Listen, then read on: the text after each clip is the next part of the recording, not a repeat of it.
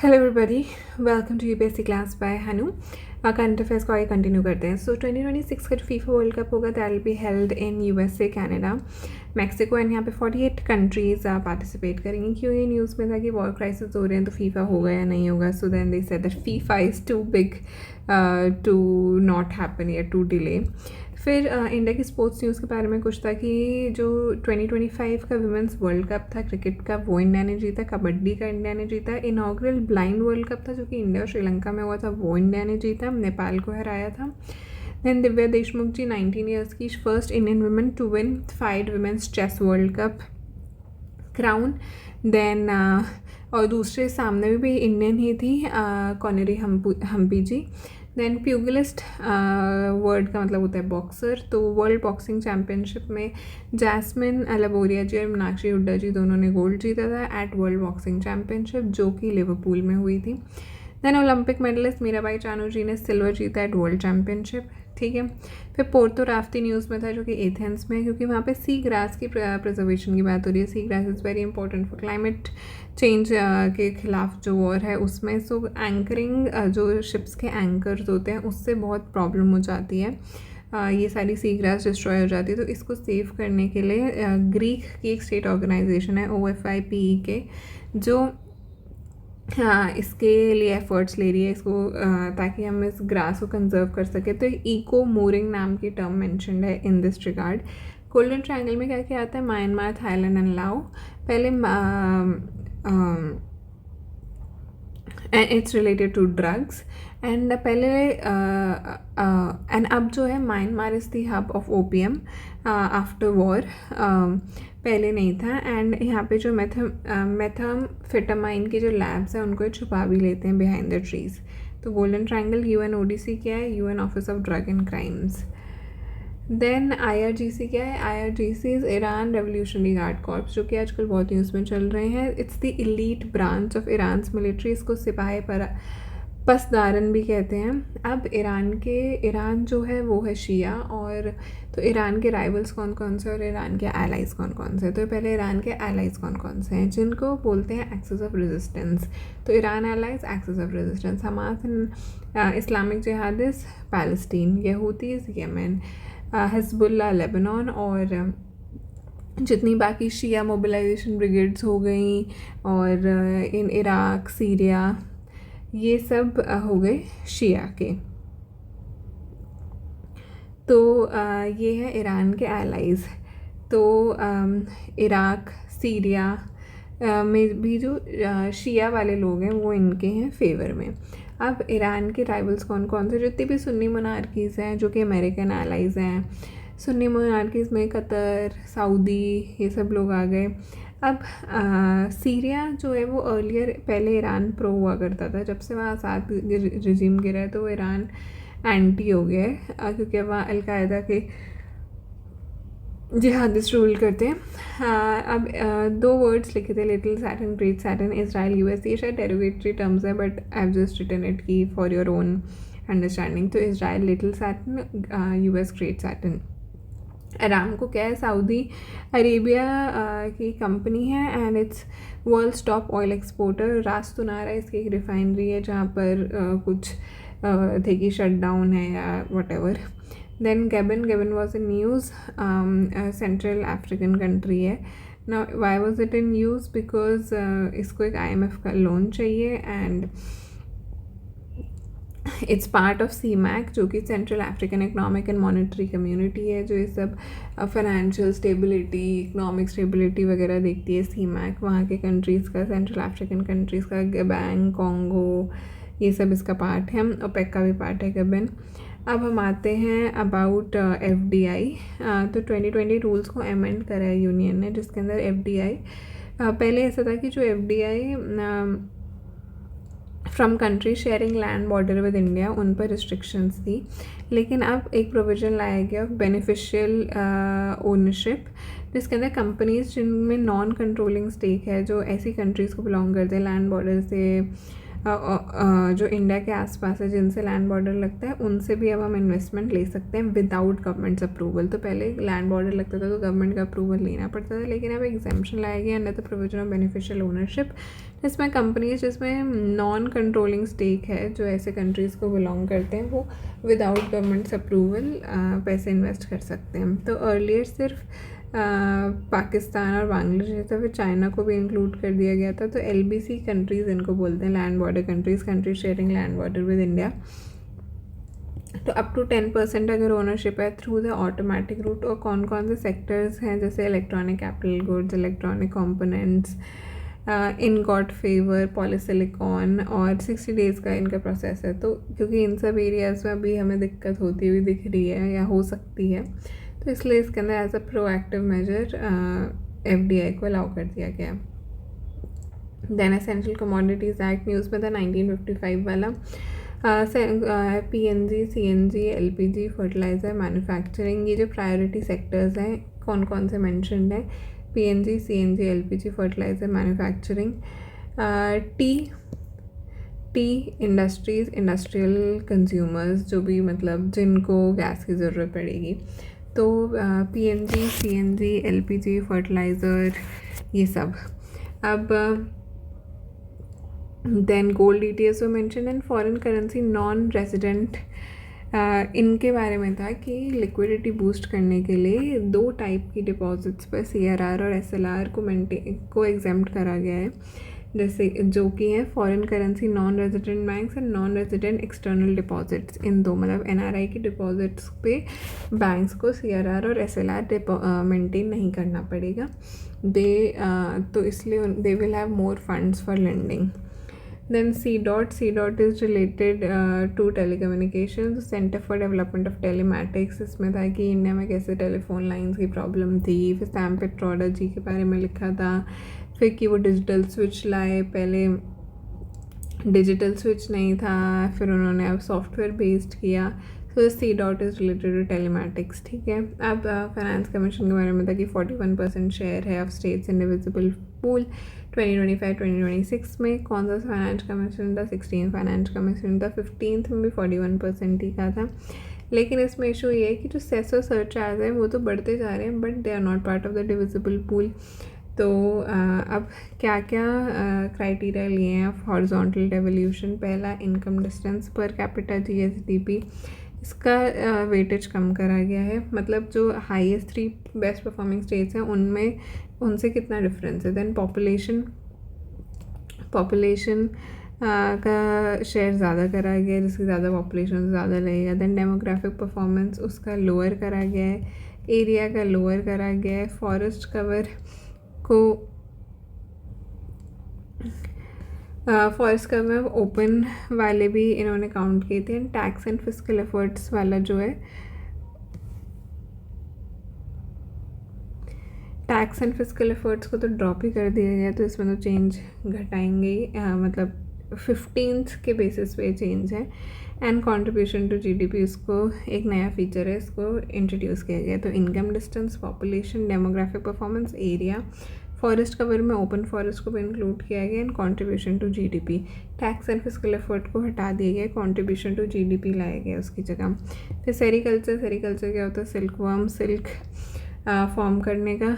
तो उसमें एक फ़ोटो थी इन विच चंद्रिकेट टर्म वॉज मैंशन, जिसके अंदर जो सिल्क वर्म्स को एक स्पेशल जगह माउंट कर दिया जाता है ताकि कोकून्स की स्पिनिंग अच्छे से हो सके, तो उसको चंद्रिके कहते हैं। Okay, world obesity Atlas and world obesity day 4 March. China first पे आता है, इंडिया सेकंड पे आता है, US थर्ड पे आता है। MASLD टर्म मेंशन था, metabolic dysfunction associated static liver disease, जिसके अंदर तो ये इन सब डिजीज़ का राइज हो रहा है बिकॉज हमारा प्रोसेस फूड का कंजम्पशन बढ़ रहा है। And diabetes, India diabetes capital भी है ही, this go hand in hand. तो India US China, India and US। फिर प्रोटीन्स के बारे में था, तो प्रोटीन्स किससे बनते हैं, अमीनो एसिड से। 20 अमीनो एसिड्स है हमारे पास, उनके कॉम्बिनेशन से प्रोटीन बनते हैं। They can be synthesized in labs, ठीक है, they can be synthesized in labs. And ऐसी फैसिलिटीज़ हैं जिनसे हम स्पेसिफिक प्रोटीन्स बना सकते हैं उनके नेचुरल प्रोसेस को अल्टर करके। नाउ ATF का क्या मतलब होता है? Aviation turbine fuel. Defence forces vision 2047 का एक डॉक्यूमेंट है जो लॉन्च हुआ था, विच इज़ अबाउट कि डिफेंस में क्या क्या हमें चेंजेस करने चाहिए, इम्प्रूव करना चाहिए वगैरह। जल जीवन मिशन की डेडलाइन को बढ़ा दिया गया है, 2028 कर दिया गया है। क्या है mission? Providing minimum amount of daily portable water to every rural household है ये, ठीक है। रूरल हाउस होल्ड की बात हो रही है जल जीवन मिशन में। 81% पर हम करंटली स्टक हैं। सुजलम भारत एक फ्रेमवर्क है जिसको इंस्टीट्यूट किया गया है, जिसमें डिजिटल मैपिंग होगी of complete drinking water from source to the tap. तो भारत सुजलम जब Jal Jeevan mission and minimum amount of daily portable water to every rural household, Sujalam Bharat और 81% पर है हम। देन प्रोटॉन एक्सेलरेटर फैसिलिटी कहाँ होगी? आंध्र प्रदेश में होगी। क्यों ज़रूरी है प्रोटॉन एक्सेलरेटर फैसिलिटी? क्योंकि हम इसको बनने में डेकेड्स लगेंगे पहली बात तो, एंड ये इसका काम क्या होता है? जनरेट करता है high energy neutrons through spallation reactors, जो कि कन्वर्ट कर। इंडिया के पास थोरियम बहुत ज़्यादा है, यूरेनियम उतना नहीं है, तो इंडिया के जो एबंडेंट थोरियम के रिजर्व्स हैं उनको वो यूरेनियम फ्यूल में कन्वर्ट करता है फॉर रिएक्टर्स। तो विशाखापट्टनम जगह चूज़ की गई है क्योंकि वहाँ पे टेक्नोलॉजी की अवेलेबिलिटी, पोर्ट्स हैं और कूलिंग वाटर की अवेलेबिलिटी इजीली रहेगी कि रिएक्टर्स को ठंडा करने के लिए।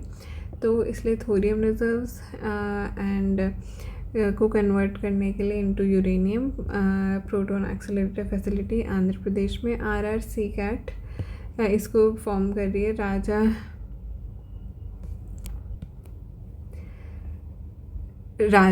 Ramna centre for advanced technology, which comes under department of atomic energy, जो लीड करता है research in this particle accelerator, laser technology. मतलब इन सब चीज़ों में RRCAT का बहुत इम्पॉर्टेंट रोल रहता है। एंड जो linear accelerator power electron beam है उसमें भी इसका काम है, जिससे हम मेडिकल डिवाइसेस को स्टरलाइज करते हैं। तो प्रोटॉन एक्सेलरेटर फैसिलिटी की भी तो बात हो गई है। फिर फायरफ्लाइज के ऊपर बात थी कि 92 स्पीशीज़ हैं फायरफ्लाइज की। फायरफ्लाइज इज जुगनू, 27 जेनरा है, and in these 27 genera 92 species हैं, एंड 60% एंडेमिक है। अन्नामलाई टाइगर रिजर्व तमिलनाडु, इसमें बहुत सारी पाई जाती हैं fireflies. Then बादामगिरी garden,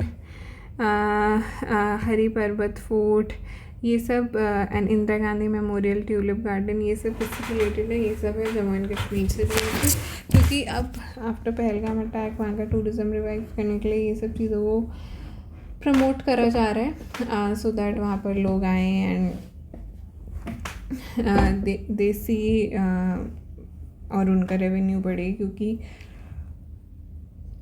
Jammu and Kashmir में 7% कॉन्ट्रीब्यूशन है टूरिज़्म का to state domestic product. Okay, next Chandigarh की बात करते हैं। तो चंडीगढ़ को टैग मिल चुका है फुली लिटरेट यूटी का, सेकंड यूटी बनी है ये, एंड 6 स्टेट है, यूनियन टेरिटरी बना है। फर्स्ट यूटी थी लद्दाख एंड फर्स्ट स्टेट था मिज़ोरम। तो मिज़ोरम, गोवा, त्रिपुरा, हिमाचल, लद्दाख और अब चंडीगढ़ भी under Ullas program, understanding life long learning for all in society. 95 literacy का बेंचमार्क है अंडर UNEP। तो मिज़ोरम, गोवा, त्रिपुरा, हिमाचल, लद्दाख एंड चंडीगढ़, ठीक है। फिर गल्फ कोऑपरेशन काउंसिल GCC की कौन कौन सी कंट्रीज़ हैं? तो गल्फ कोऑपरेशन की कंट्रीज़ हैं Kuwait, Bahrain, Qatar, UAE, Oman, Saudi Arabia. तो ये सब हैं। यहाँ पे यमन को छोड़ दिया, बाकी इस पूरे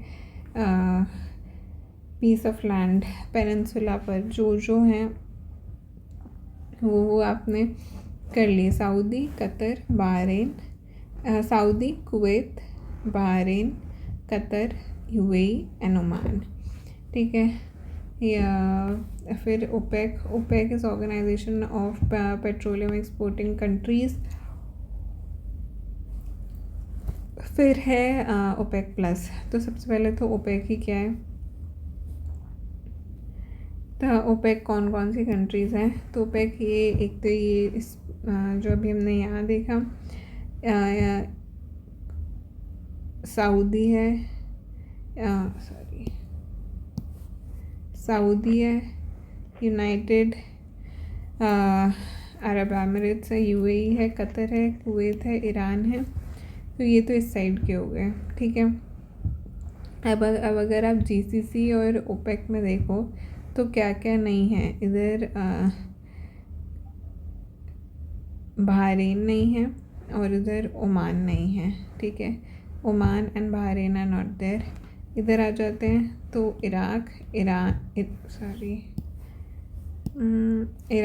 Libya, Algeria, Venezuela, Ecuador, Nigeria, Gabon, Angola. Gabon की भी मैं बात की थी IMF के लोन के लिए।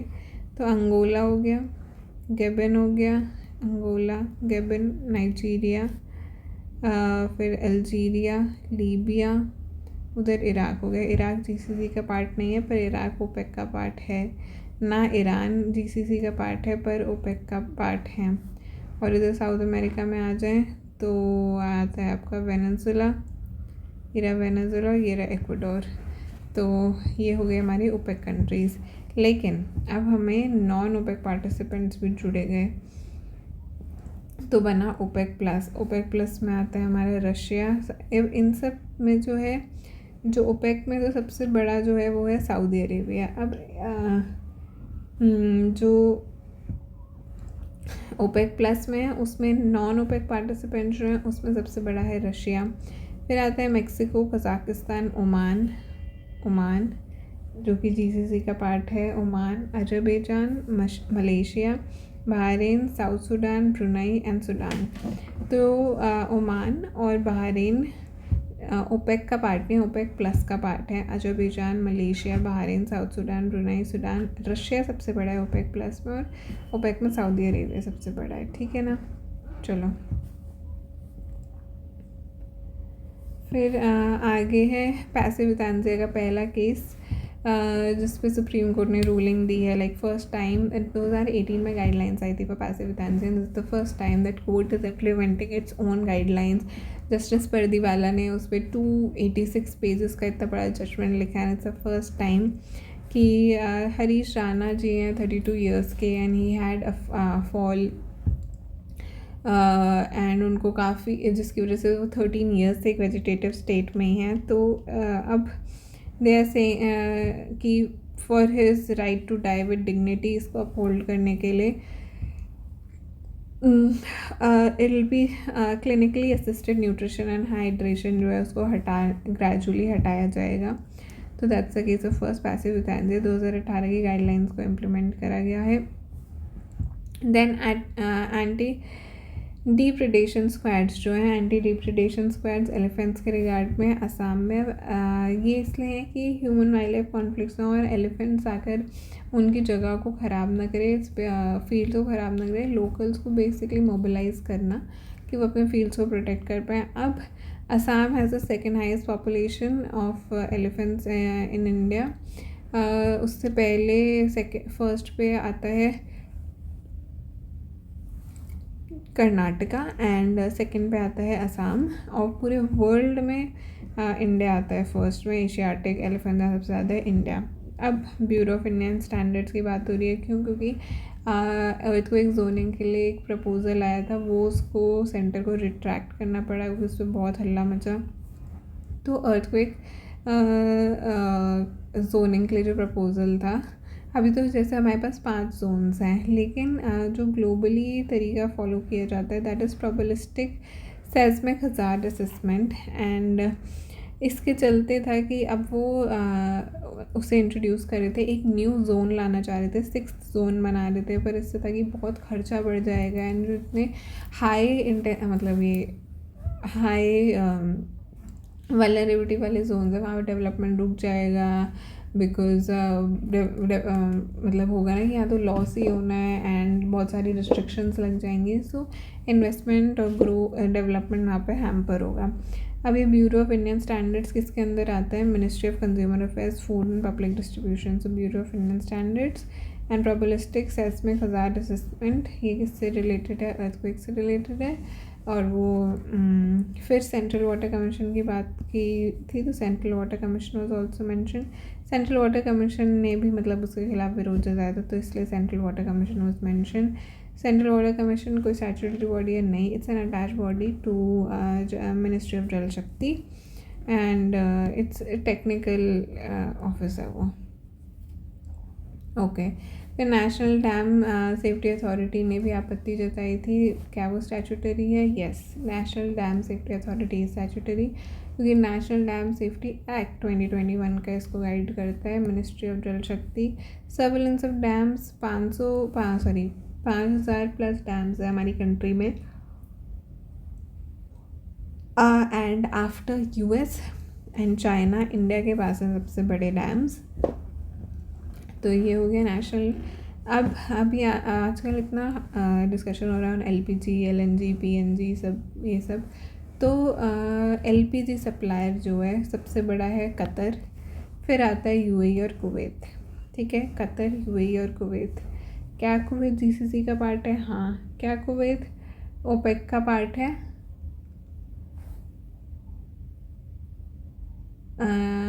क्या कुवैत ओपेक का पार्ट है? हाँ, एक बार चेक कर लेते हैं। हाँ, ओपेक का पार्ट है, फाइन। क्या ओपेक के पार्ट कौन है? बहरीन और ओमान। फिर एलएनजी सप्लायर कौन है? वो भी कतर है।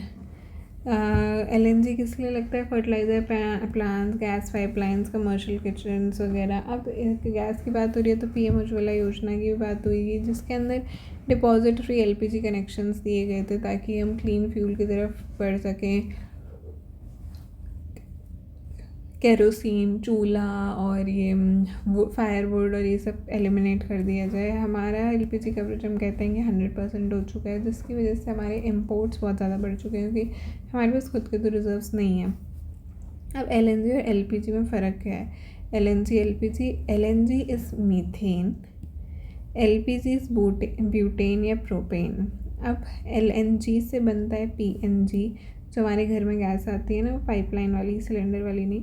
दैट इज़ क्योंकि वो शिप से ट्रांसपोर्ट होकर फिर उसको रीगैसिफाई करके सप्लाई किया जाता है। और सीएनजी, तो एलएनजी लिक्विफाइड नेचुरल गैस से बनता है, पीएनजी एंड सीएनजी। तो सीएनजी तो कंप्रेस्ड नेचुरल गैस है ही, जो हमारे गाड़ियों में जाती है, और पीएनजी जो किचन में आता है। एंड जो एलपीजी पे आते हैं ब्यूटेन या प्रोपेन, जो कि सिलेंडर्स में आता है घरों पे। बैरल की बैरल इतने सर्च हो रहे हैं, एक बैरल कितना होता है? 159 लीटर्स या फिर 42 गैलन्स, यूएस गैलन्स। अब जीडीपी का बेस ईयर का रिविजन हुआ है, तो 2022-23 बेस ईयर करा गया है। अब क्यों होता है बेस ईयर? क्योंकि हम UN system of national accounts के हिसाब से चलते हैं, UNSNA, जिसके हिसाब से ये सब हमारी जितनी भी नेशनल अकाउंटिंग है उस हिसाब से होती है। एंड एवरी 5 to 10 ईयर्स जो बेस ईयर है उसका रिवीजन किया जाता है बाय नेशनल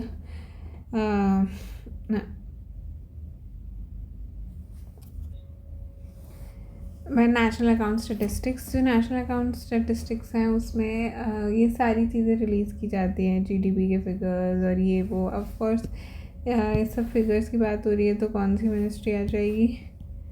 मॉस्पी। अब इस बार का रिविजन बहुत एंटिसिपेटेड था, क्योंकि हमारे बहुत सारे फिगर्स थे जो रियल सिचुएशन जैसी और जैसे फिगर्स हैं उनमें बहुत डिफरेंस आ रहा था। तो this revision was after 11 years. अब जब हमने जीडीपी के बेस को रिवाइज कर दिया टू 22-23, तो क्या क्या चेंजेस आए? सबसे पहले तो जीडीपी का साइज़ जो है वो 3 to 4% से श्रंक हो गया है, शेयर ऑफ एग्रीकल्चर बढ़ गया एंड शेयर ऑफ सर्विसेज घट गया है। तो ये जो थोड़ा अनएक्सपेक्टेड था, क्योंकि काउंट तो हम सेम ही चीज़ को कर रहे हैं, तो ऐसा नहीं होना चाहिए था, पर ऐसा हुआ है क्योंकि दिस शोज़ की हमारे में स्टेटिस्टिकल एरर्स हैं जो हैं।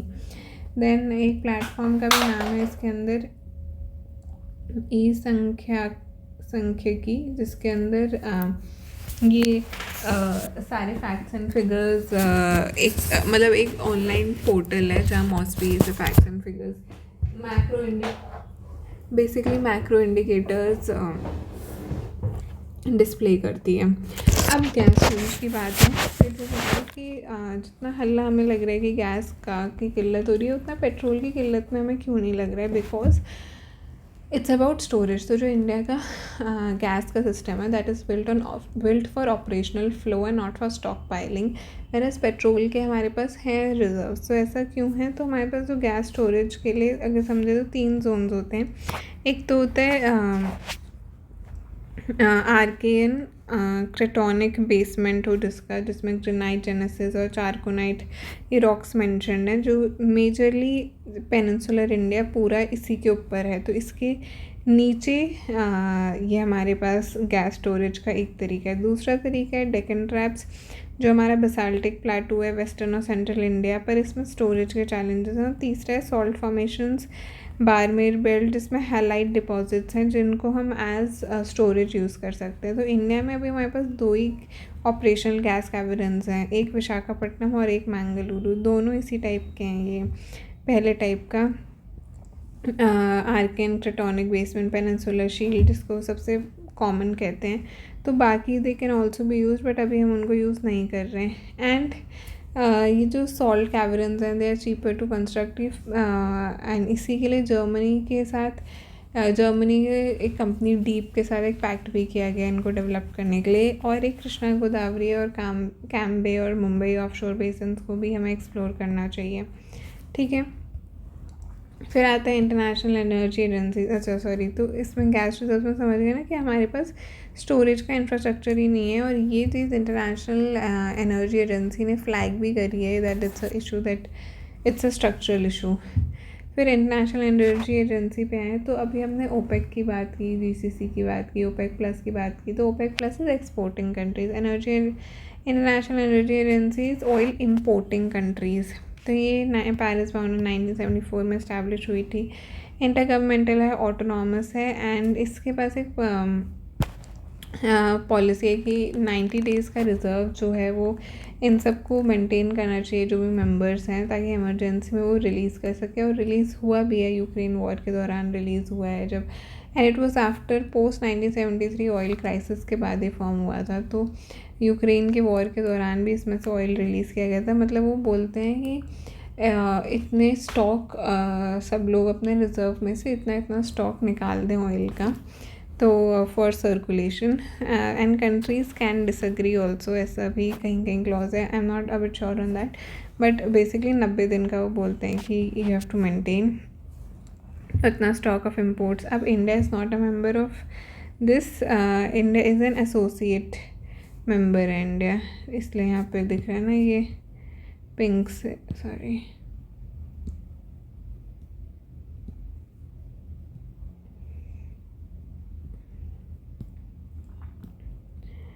यहाँ पे India is an associated member, China is also an associated member. बाकी ये सब, ये यूरोप का इलाका और नॉर्थ अमेरिका, ये सब जो हो गया ये प्रॉपर मेंबर्स हैं आईईए के। अब nationally determined contributions of India की बात करें अगर हम,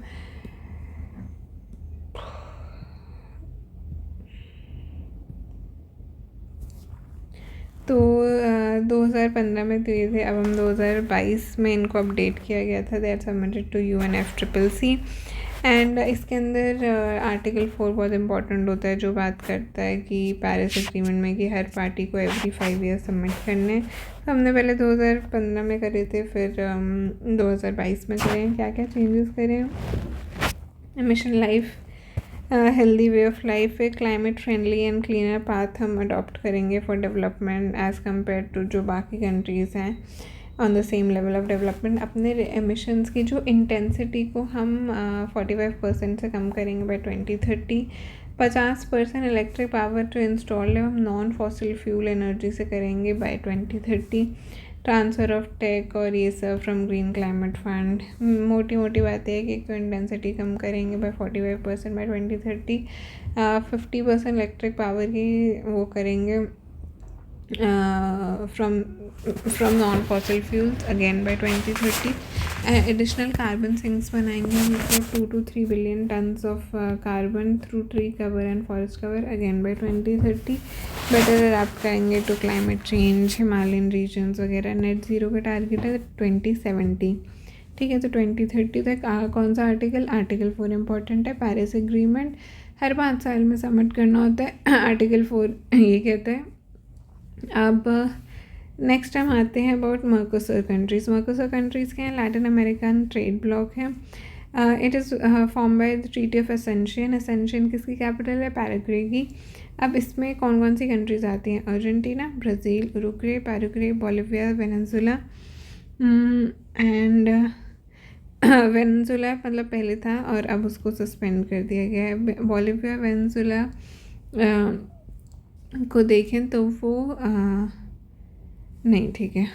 सो Argentina, Brazil, Uruguay, Paraguay and Bolivia. अब मर्कोसर कंट्रीज़ जो है it's the 4th largest trade bloc after EU, NAFTA and ASEAN. तो EU, नाफ्टा, आसियान और मर्कोसर. तो मर्कोसर छोटी बात नहीं है, it's a big thing. Treaty of Asuncion के थ्रू बॉन्ड है. अब इंडिया जो है वो इम्पोर्ट ज़्यादा करता है फ्रॉम मर्कोसर, जैसे कि फार्मा की चीज़ें, जैसे कि रबर, जैसे कि एसेंशियल ऑयल्स. तो ये हो गया मर्कोसर कंट्रीज़ हमारी. अब GI टैग की बात करें. GI tag is geographical indication. वो एक रो हुआ था ना कि जो कोल्हापुरी चप्पल्स और प्राडा के बीच का, कि उन्होंने उनका डिज़ाइन अपना दिखा दिया और वो सब. एंड तो कुछ जगहों के popular GI tags: Chanderi saris MP, Madhubani paintings Bihar, pashmina shawl JNK, Kanchipuram silk Tamil Nadu, Darjeeling T West Bengal, and it was also the first to receive the Darjeeling tea, West Bengal. Kashmiri saffron तो कश्मीर का ही, JNK. then Dindigul locks Tamil Nadu, and Tirupati के Laddu Andhra Pradesh. Now Tamil Nadu and Karnataka के पास सबसे ज़्यादा है. GI tags जो है वो 10 साल के लिए वैलिड होते हैं, फिर उनको रिन्यू कराना पड़ता है. These are public properties, they belong to the producer. It can not be licensed, it can not be patented. ये सब नहीं हो सकता. इसलिए लड़ाई भी हुई है कि एक बार US के उन्होंने एक बासमती को या टर्मरिक को उन्हें पेटेंट करने की कोशिश की थी. कौन कौन से कन्वेंशन आते हैं? Paris convention for protection of industrial property and trips. India signatory है. हाँ, इंडिया सिग्नेटरी है. इसलिए इंडिया ने फिर एक्ट भी बनाया था, geographical indications of goods act 2002 या I am not sure of ये. Geographical indications of goods act बनाया था. ट्रिप्स. फिर GI टैग्स जो होते हैं वो टेरिटोरियल होते हैं, कोई इंटरनेशनल टैग नहीं होता इनके लिए. अब जैसे पेरिस वाला है फॉर GI, वैसे ट्रेडमार्क्स के लिए है मैड्रिड एग्रीमेंट. ठीक है. अब आते हैं GTTP किससे रिलेटेड है? Green tug transition programme. मतलब जब शिप्स डॉक करती हैं तो उनको डॉक कराने के लिए टग बोट की ज़रूरत होती है, एंड तो उनको इलेक्ट्रिक हो, वो ग्रीन हो, इसका लिए एक प्रोग्राम है. तो जो गुजरात कांडला का पोर्ट इस पर फोकस कर रहा है, बिकॉज उसमें काफ़ी ज़्यादा एमिशंस होते हैं और हमें 2070 तक नेट ज़ीरो पे जाना है. 2030 तक हम जो इलेक्ट्रिक पावर इंस्टॉल्ड है वो नॉन फॉसिल फ्यूल 50% तक, एमिशंस को 45% तक रिड्यूस करना है. ठीक है. फिर कॉपर प्रोडक्शन की बात होती है. तो कॉपर में इंडिया में सबसे ज़्यादा कॉपर कहाँ मिलता है? मध्य प्रदेश में. वर्ल्ड में सबसे ज़्यादा कहाँ मिलता है? चिली में, लेकिन माइंड कॉपर. लेकिन जो रिफाइंड कॉपर है वो तो चाइना में ही मिलता है. इंडिया कहाँ से इंपोर्ट करता है? सबसे ज़्यादा जापान से इंपोर्ट करता है, फिर तंजानिया से, फिर मोज़ाम्बिक से. तो CBAM की बात करते हैं, कार्बन बॉर्डर एडजस्टमेंट मैकेनिज्म, जो कि जब ब्रिक्स हुआ था का समिट हुआ था अभी ब्राज़ील में, तो बहुत स्ट्रॉन्गली वर्डेड स्टेटमेंट दिया गया था अबाउट CBAM. तो CBAM क्या है? Is an import duty by European Union to check carbon leakage. इससे क्या होता है कि जितने जो चीज़ प्रोड्यूस हो रही है, तो जो if the emissions are more than जो डोमेस्टिक लोगों को अलाउड हैं, तो उस पर एक इम्पोर्ट ड्यूटी लगती है. एंड इससे होता क्या है कि जो बहुत सारी डेवलपिंग कंट्रीज़ हैं उनका सामान नॉन कॉम्पिटिटिव हो जाता है, जैसे इंडियन स्टील, इंडियन सीमेंट. तो एक तरह से आप ट्रेड को रिस्ट्रिक्ट ही कर रहे हो, लेकिन उन्होंने उस तरह को मतलब they have framed it in such a way that it is WTO rules से वो कंपैटिबल है. तो ब्रिक्स की 17th एनुअल समिट हुई थी कहाँ पे, ब्राज़ील में। 16th कहाँ हुई थी, एनुअल होती है समिट, 16th कहाँ हुई थी, इंडिया में। सॉरी 16th हुई थी रशिया में। एंड इसके अंदर क्या रिलीज़ हुआ था, leaders framework declaration on climate finance. तो leaders framework declaration on climate finance was in Russia, अभी हुई है ब्राज़ील में। अब ब्रिक्स के मेंबर कौन कौन से हैं, 11 मेंबर्स हैं ब्रिक्स। एक तो जो नाम में ही आते हैं, Brazil, Russia, India, China, south Africa, ये हो गए। अब अगला आगे बढ़ने की वो करते हैं हम, तो Saudi Arabia, Egypt, Ethiopia, UAE, Indonesia, Iran. ठीक है, Egypt, Ethiopia, UAE, Indonesia, Iran और सऊदी अरेबिया। इथोपिया, इजिप्ट, तो सऊदी अरेबिया हो गया और यूएई हो गया और ईरान हो गया, ये तो गल्फ़ और ऑयल वाले हो गए।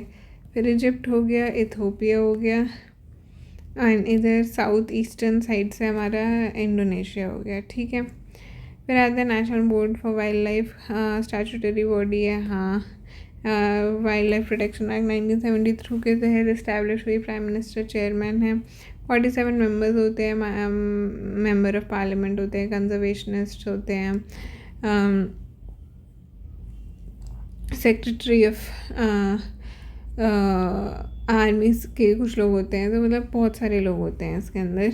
National board of wild life में 47 मेंबर्स होते हैं। इसका अप्रूवल मैंडेटरी होता है for any project under core areas of national parks या वाइल्ड लाइफ सेंचुरीज़। इसकी एक स्टैंडर्ड कमेटी होती है जो इको सेंसिटिव जोन्स पे बात करती है एंड रिपोर्ट देती है on wild life in every 2 years। इस पर इसलिए बात हो रही थी क्योंकि ये आ रहा था कि जो 10 किलोमीटर का इको सेंसिटिव जोन है, ये क्लॉज बहुत वियर्ड है, क्योंकि कहीं कहीं जगह पर ये क्लियरली डिफाइन नहीं है, कहीं कहीं जगह पर इससे बाकी एक्टिविटीज़ में हिंडर होता है। तो it should be specific for every century, every national park, depending upon the ground reality. फिर मराठा फोर्ट्स को यूनेस्को वर्ल्ड हेरिटेज साइट का टैग दिया गया, कल्चरल दिया गया। एट 47th मीटिंग जो हुई पेरिस में, इसके 12 कंपोनेंट्स हैं इनमें, साहिर फोर्ट, शिवानेरी, साल्हेर फोर्ट, शिवानेरी, रायगढ़, राजगढ़, प्रतापगढ़, सुवर्णदुर्ग, पन्हाला, विजयदुर्ग, सिंधुदुर्ग, ये सब जो आते हैं मराठास के फोर्ट हैं। जो इसमें अगला फोर्ट आता है वो आता है चिंजी फोर्ट, जो कि है तमिलनाडु में, बाकी सब महाराष्ट्र में ही है। तो that takes account of 44। And India के अंदर 36 कल्चरल साइट्स हैं, 7 नेचुरल साइट्स हैं और एक मिक्स साइट है। मिक्स साइट है कंचनजंगा, जो कि है कंचनजंगा नेशनल पार्क, जो कि है सिक्किम में, जहाँ मिलते हैं स्नो लेपर्ड, जहाँ मिलता है red panda. Okay, next Siang hydro project. Siang hydro project कहाँ है, अरुणाचल प्रदेश में। कंट्री का बिगेस्ट हाइड्रो पावर प्रोजेक्ट हो गए। क्यों बन रहा है, क्योंकि China Medog hydro power project बना रही है जांगमू मेडोग। तो वो 60 वाट्स का है और ये 10 वाट्स का है।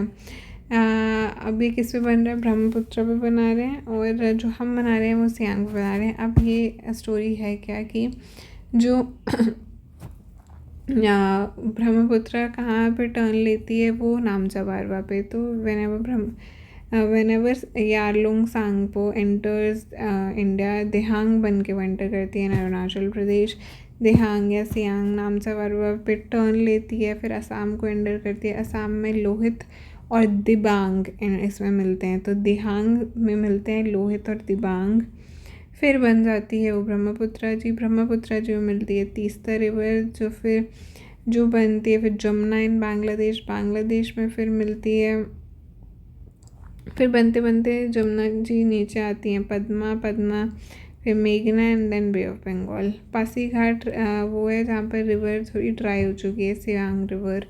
तो असम में लोहित, दिबांग, फिर ब्रह्मपुत्रा जी में तीस्ता रिवर मिली, फिर जमुना जी, फिर पद्मा जी, फिर मेघना जी।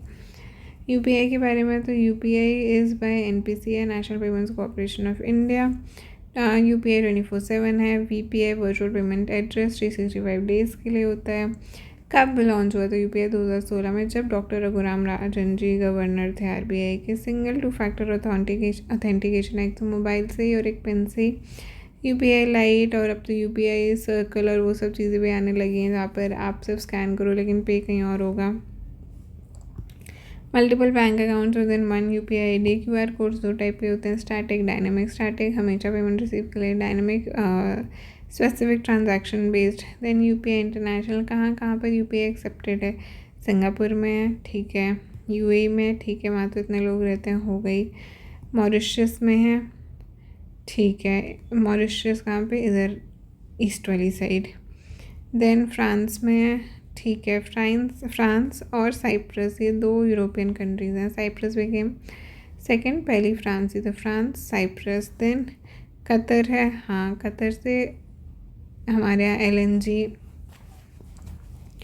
और एलपीजी दोनों कतर से ही आती हैं सबसे ज़्यादा, ठीक है। फिर नेपाल, भूटान, श्रीलंका, इसे याद कर लो कि अगर नेबर्स में देखा जाए तो पाकिस्तान, अफगानिस्तान हटा दो, बाकी बचे नेपाल। आप म्यांमार भी हटा दो कि वहाँ तो जंग हो रही है। तो नेपाल, भूटान, श्रीलंका, यहाँ पर तो चलता है, ठीक है। नेपाल, भूटान, श्रीलंका है ही। और यूरोपियन में फ्रांस और साइप्रस हो गए। यूएई में तो हो गए क्योंकि वहाँ पे इतने इंडियंस रहते हैं। सिंगापुर इंडियंस इतना तक घूमने जाते हैं। बचा मॉरिशस, वहाँ पर होगा। तो ये अब बात करते हैं गोल्डस्मिथ कॉन्फ्रेंस किससे रिलेटेड है। गोल्डस्मिथ कॉन्फ्रेंस जियोकेमिस्ट्री से रिलेटेड है।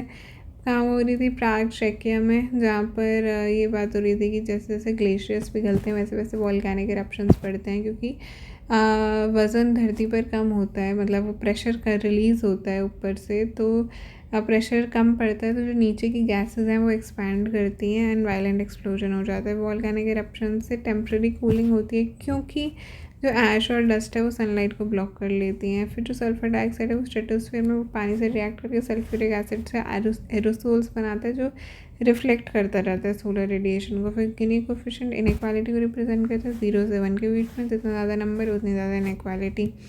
प्रोजेक्ट सिलिका किसने बनाया? माइक्रोसॉफ्ट बनाया। प्रोजेक्ट सिलिका किसने बनाया? माइक्रोसॉफ्ट ने बनाया। किस लिए बनाया प्रोजेक्ट सिलिका? डेटा स्टोरेज के लिए। क्वार्ट्ज क्लास के अंदर डेटा को स्टोर कर दिया जाएगा यूजिंग फेप्टासेकेंड लेजर्स। क्यों? क्योंकि ये लॉन्ग लास्टिंग होती है। मैग्नेटिक टेप्स कुछ भी कर लो वो इतने कुछ ही साल चलते हैं। इन्हीं में असली दम है। ये बहुत सारे हीट, रेडिएशन, डेटा लॉस सबको विथस्टैंड करते चले जाते हैं और ये cold data archival thousands of years के लिए ये है। देन शी लीड्स है यूएन का वुमेन इंडिया कंट्री ऑफिस का प्रोग्राम, जो कि gender equality and political leadership, Lok Sabha assemblies, मतलब वर्कशॉप फॉर वुमेन लीडर्स। तो union minister for women and child development, उन्होंने इसको लॉन्च भी करा था अभी वुमेंस डे के उपलक्ष्य पे।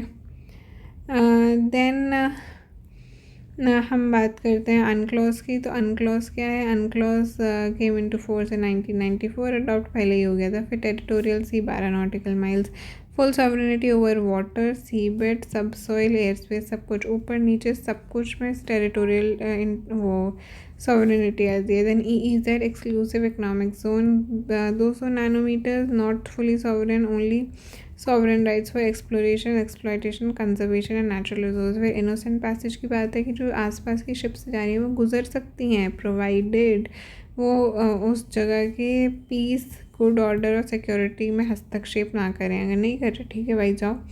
कहाँ से मेजर किया जाता है? बेस लाइन से मेजर किया जाता है, ठीक है। तो ये हो गया अनक्लॉज की बात, टेरिटोरियल सी की बात, इनोसेंट पैसेज की बात एंड एक्सक्लूसिव इकोनॉमिक जोन की बात। फ़ाइन। अब क्योंकि ईरान की इतनी चर्चा हो रही है तो उसके मैप के बारे में बात कर ही लेते हैं। तो ईरान की नीचे से पानी का तो पता ही है, अब सब बच्चे को पता लग चुके हैं मुझे लगता है कि यहाँ पर पर्शियन गल्फ़ है और वहाँ पर स्ट्रेट ऑफ यहाँ पर्शियन गल्फ़ है और यहाँ पर स्ट्रेट ऑफ हॉर्मुज़ है। अब देखा जाए तो बॉर्डर किस से लगता है? एंड ऊपर कैस्पियन सी है, तो यहाँ पर तो हो गया भाई कैस्पियन सी। अंदर है lake Urmia and Elbrus mountain ऊपर है, ज़ाग्रोस माउंटेन नीचे है। अब इसको ऐसे ABCD, तो A ऊपर Z नीचे आता है, तो एल्ब्रोस ऊपर की तरफ है, ज़ाग्रोस नीचे की तरफ है। अब ईरान की फिर बाउंड्री कहाँ से लगती है ऊपर से। अब यहाँ लगेगा कि ये छोटा सा ये क्या है, तो ये जो छोटा सा है ना ये अर्मेनिया है, तो अर्मेनिया से लगती है बाउंड्री। इट्स नॉट कि अर्मेनिया से नहीं लगती, तो अर्मेनिया से लगती है। सबसे अगर हम लेफ्ट स्टार्ट करें तो तुर्की से लगती है, अर्मेनिया से लगती है। तुर्की, अर्मेनिया, फिर आ गया कैस्पियन सी, फिर आया अजरबैजान, नहीं तुर्की, अर्मेनिया, अजरबैजान, कैस्पियन सी, फिर तुर्कमेनिस्तान, फिर तुर्कमेनिस्तान से लगता हुआ अफ़गानिस्तान, फिर हल्का सा पाकिस्तान, फिर दूसरी तरफ आ गया इराक, ठीक है, इराक एंड तो इससे इसकी बाउंड्री लगती है। तो अर्मेनिया लेफ़्ट से देखो, तुर्की से लगती है, अर्मेनिया से लगती है, अजरबैजान से लगती है, फिर तुर्कमेनिस्तान से लगती है, फिर अफ़गानिस्तान से लगती है, फिर इराक से लगती है, फिर तुर्की, इराक से तो नीचे की तरफ लगती है और तुर्की से वही। तो अगर हम लेफ़्ट से पूरा देखने लगें तो वो लगती है इराक से, तुर्की से, अर्मेनिया से, अजरबैजान से, कैस्पियन से, तुर्कमेनिस्तान से, अफ़गानिस्तान से, पाकिस्तान से, या दैट्स इट। अब दो माउंटेन्स हैं, एल्ब्रोस एंड ज़ैग्रोस, ऊपर नीचे लेक उर्मिया एंडोरिक लेक है, हर तरह से घिरा हुआ है, किसी सी में ड्रेन नहीं करता, रिवर्स या ऐसा वाला हिसाब नहीं है। कैस्पियन सी ऊपर की तरफ है, नीचे देखें तो Persian Gulf, state of Hormuz, तो इधर आया कतर, फिर इधर आया Bahrain, UAE, Oman, Saudi, Kuwait उधर की तरफ है। अब बात करते हैं ICMR शाइन इनिशिएटिव किससे रिलेटेड है। Shine initiative shine health innovation for next gen explorers ICMR ने लॉन्च किया है, किस लिए, ताकि हम इनोवेशन हो और नेक्स्ट मतलब अपकमिंग लोग उसमें इनोवेट करें, मेडिकल रिसर्च हो। एंड ICMR का फुल फॉर्म क्या है, Indian council of medical research, किसके अंडर आता है, ministry of health and family welfare, autonomous है। एंड मिनिस्टर ऑफ हेल्थ इसके ऊपर प्रिसाइड करते हैं इसकी गवर्निंग बॉडी पे अबाउट ICMR, जो सारी बायोमेडिकल रिसर्च और सब चीज़ों को कोऑर्डिनेट करता है। देन कैच ग्रांट प्रोग्राम किससे रिलेटेड है, कैंसर से रिलेटेड है। Cancer AI technology challenge, it's launch by India AI, जो कि METI के अंदर आता है, ministry of electronics and IT। And national cancer grid, तो नेशनल कैच ग्रांट प्रोग्राम इससे रिलेटेड है, कैंसर से रिलेटेड है, आंसर AI। देन आता है जापान साओटोमी इनिशिएटिव, तो Japan, before we go to Japan initiative, तो इसके अंदर नेशनल कैंसर ग्रिड क्या है, तो national cancer grid is network of hospitals या फिर research institutes for cancer treatment all around India, और ये इसमें इनोवेशन और वो सब चीज़ें करते रहते हैं टू इम्प्रूव कैंसर ट्रीटमेंट। और इंडिया AI क्या है, इंडिया AI तो इट्स लॉन्च फॉर कि AI का मतलब इनोवेशन एंड AI एंड सिर्फ थ्योरी में नहीं, प्रैक्टिस में रहे, स्टार्टअप इकोसिस्टम, तो इन सब चीज़ों में ये दोनों लोग कोलैबोरेट करके कैच ग्रांट प्रोग्राम्स को किए ताकि कैंसर स्क्रीनिंग, डायग्नोसिस, इन सब चीज़ों में इम्प्रूवमेंट हो। देन जापान का साओटोमी इनिशिएटिव क्या है कि कार्बन को एब्जॉर्ब करने की कैपेसिटीज़ बढ़ानी है by from blue carbon ecosystems, creation of sea grass meadow, sea grass के अभी पहले भी हमने बात करी थी। जे ब्लू क्रेडिट सिस्टम एक है, J blue credit system is related to seagrass Japan. And Satoumi is the name of model of coastal stewardship, ठीक है। स्टेबल कॉइन्स की बात हुई तो stable coins do not fall under the category of currency as section 2 of FEMA, क्योंकि ना इसके notes हैं, ना बैंक नोट्स हैं, ना कोई कॉइन्स हैं, ना चेक है, तो ये तो सब हवा में ही है, तो stable coins do not form under currency. Then Mira stars की बात हुई तो मीरा स्टार्स ऑक्सीजन रिच हैं, हबल कांस्टेंट का प्रेसाइज मेजरमेंट करने के लिए। तो ये किस लिए यूज़ होता है, क्योंकि हमारी यूनिवर्स एक्सपैंड कर रहा है, गैलेक्सीज एक्सपैंड कर रही हैं, वो हम कैसे पता करें, कि वो कितना एक्सपैंड कर रहे हैं, क्या साइज़ है, डिस्टेंसेस को कैसे मेजर करें। तो इसके लिए पहले सेफाइड स्टार्स का यूज़ किया जाता था, जो which act like standard candles, लेकिन उनकी ब्राइटनेस में चेंज होता रहता है एज़ पर दी मेटल कंटेंट। तो इसका तोड़ निकाला गया बाय जिससे इनएक्यूरेसीज होती थी। मीरा स्टार्स जो कि ऑक्सीजन रिच हैं, जिनसे प्रिसाइज मेजरमेंट होता है, these are cool red giants. इनकी ब्राइटनेस जो है वो चेंज होती है, लेकिन पीरियोडिकली चेंज होती है। वो एक्सपैंड कॉन्ट्रैक्ट करते, बेसिकली पल्सेट करते हैं, कम ज़्यादा होते हैं। एंड इससे जो हबल कांस्टेंट है वो ज़्यादा प्रिसाइजली मेजर किया जा सकता है एज़ कम्पेयर टू सेफाइड्स, जिनकी ब्राइटनेस ऑल्टर होती रहती है as compare to the metal content उनके अंदर जो है। ठीक है, तो दैट्स ऑल। इसमें हमने नया पुराना दोनों किया। पिंक से पुराने वाले थे, रेड से नए वाले थे।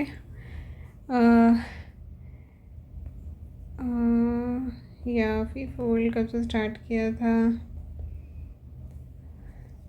Demographic performance, income, area, forest cover में यहाँ पर इस बार open forests have also been included, जो कि थोड़ी स्कैटर्ड कैनपीज होती हैं। कंट्रीब्यूशन टू जीडीपी ऐड किया गया है, टैक्स एंड फिस्कल एफर्ट हटा दिया गया है।